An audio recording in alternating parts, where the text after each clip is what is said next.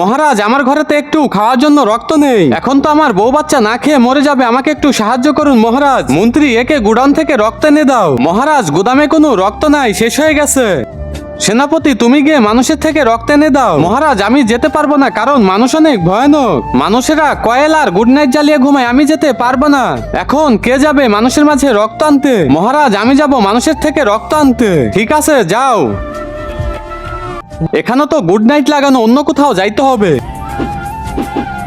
নাই good night, নাই coil, এ তো এমনি শুয়ে আছে। রাজা প্রজাদের রক্ত খাওয়ার জন্য সবাইকে ডেকে আনি। মহারাজ, রক্তের ব্যবস্থা হয়ে গেছে, ওখানে কোনো গুড নাইট আর আগরবাতি নাই, চলো সবাই চলো, পেট ভরে রক্ত খাও। কিন্তু তার আগে কোনটা তোমার কাছে সব থেকে বেশি দামি, এক বস্তা টাকা নাকি মা বাবা? যদি মা বাবা হয় তাহলে ভিডিওটিতে লাইক করে চ্যানেলটি সাবস্ক্রাইব করে দিও। আর যদি লাইক সাবস্ক্রাইব না করো তাহলে আমি বুঝে নিব তুমি মা বাবাকে একটু ভালোবাসো না। ওর নাম কি ছিল? রাজু। ও মারা গেল কিভাবে? এই যে এই বিষ খেয়ে, বিষ মিশানো রক্ত খেয়ে আমরা তো সবাই মরবো।